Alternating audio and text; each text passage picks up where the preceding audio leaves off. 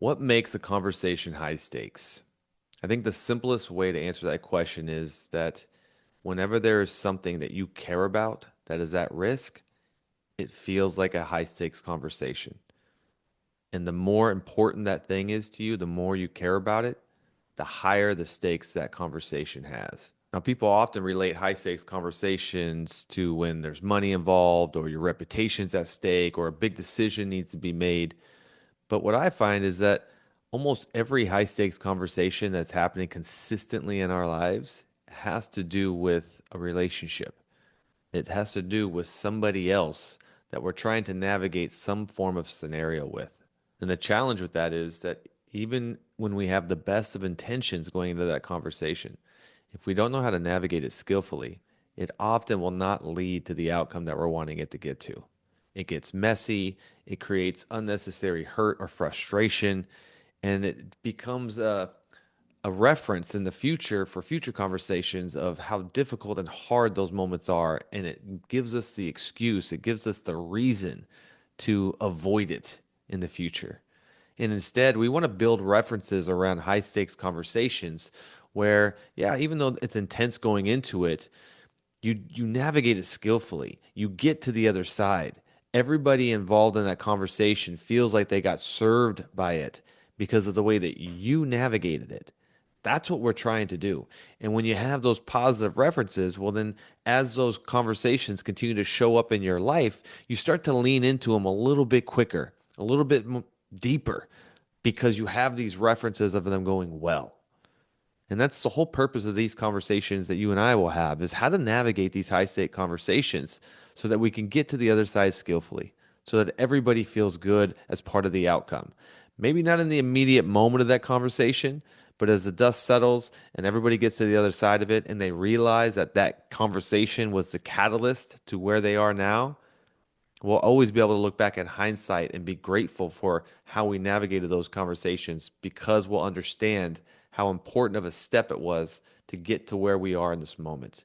Because where you are in that moment is a better place than where you were. Now, what often happens in these moments of hard conversations is we tend to go into them in a way that we think is the right approach, but in actuality is the wrong way to address a lot of these moments. For example, we'll often try to prepare the perfect script, right? It's like, let me just rehearse in my mind over and over again what it is I need to say so I can get it out right.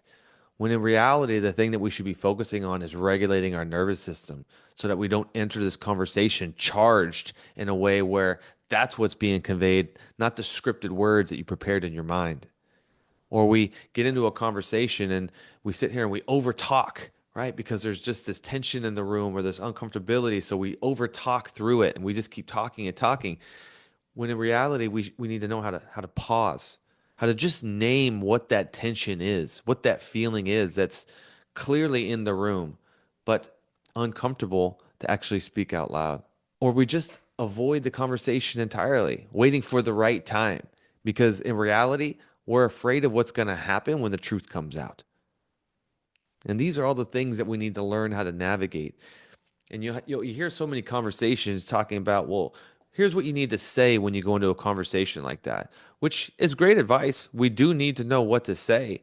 But if our nervous system is completely dysregulated, if we have adrenaline firing through our body, if everything's moving 10 times faster than the way that we thought about it going in, trying to find the right word in that moment is going to be incredibly challenging. Even when you know what to say, sometimes it's hard to just say it because there's so much emotion and intensity that's happening in your body. It just feels impossible. The other energies just they're too strong.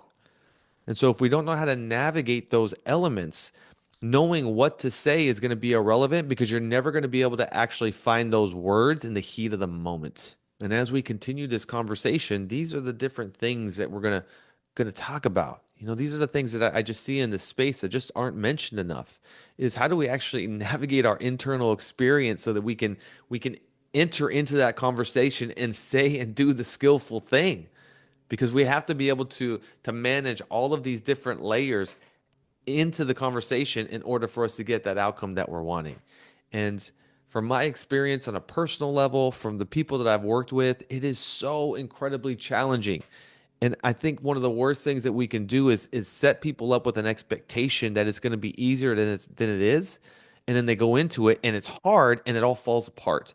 And I don't want that to be the experience that you have when you're navigating high stakes conversations. I want you to be able to know what's happening in the moment, what you need to do in that moment, when something unexpected shows up, how to navigate that so that you're just prepared for everything that could show up. And even if something shows up that you're not prepared for and it all falls apart in the moment, knowing how to clean that up and repair it instantly so that you can get that conversation back on track, either in the moment or in the near future, so that while this tension is alive, you can get through it into the other side. So it doesn't have to live in your space any longer than it needs to. Because there are some hard truths that you're going to have to face when dealing with a hard conversation. What is making it hard? Is it because there's a side of you that you don't want this person to see? Is it because you're over attached to something and you're afraid it might be taken out of your life? Or is it simply the fact that you have outgrown the relationship, the role, the identity? Is it just time to let it go?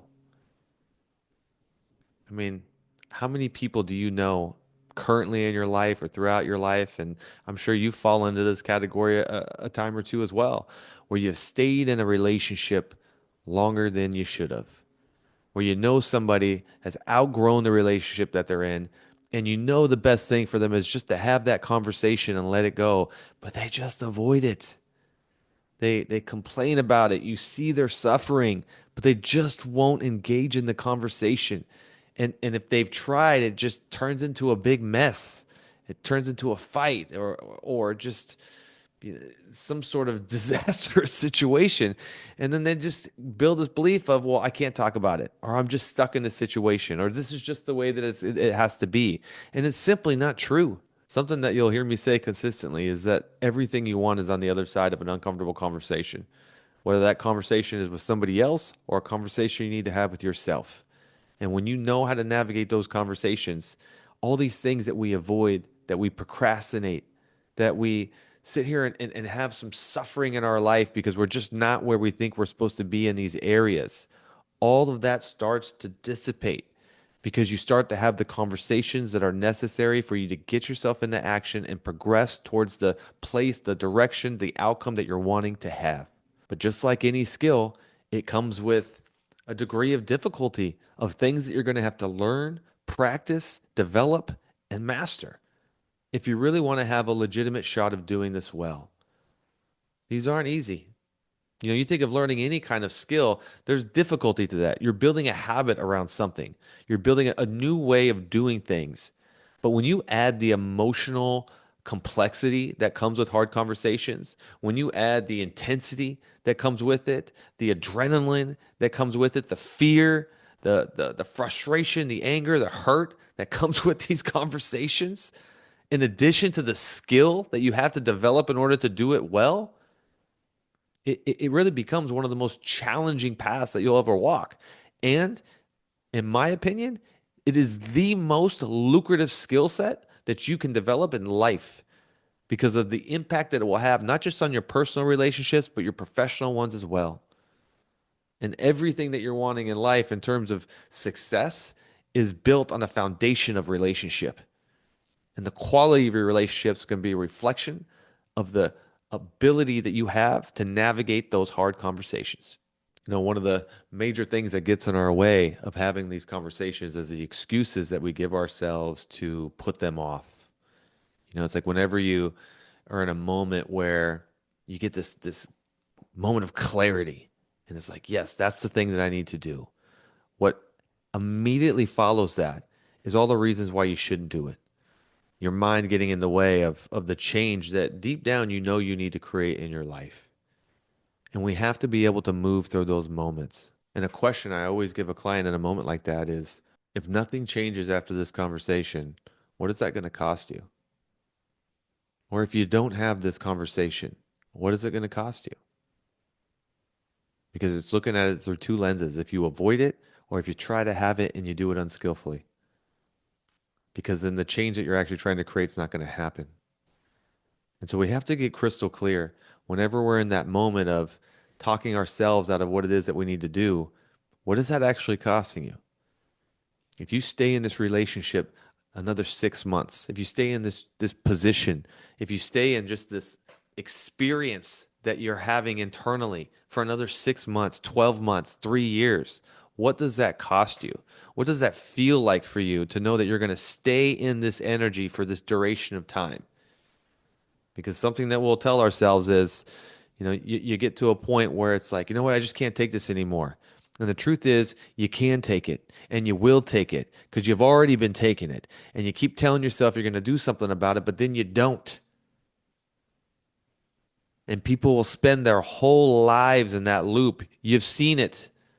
I'm sure you have somebody in your life that's living in that loop right now, that loop of suffering, where they tell themselves they're going to do something about it and they just don't. They just continue to repeat versus step up and create. Create that change, to create that conversation, to do that hard thing. And that's the path that we're here to walk. Do the hard things, have the hard conversations, make the hard decisions, but do it skillfully. More to come. I'll see you next time.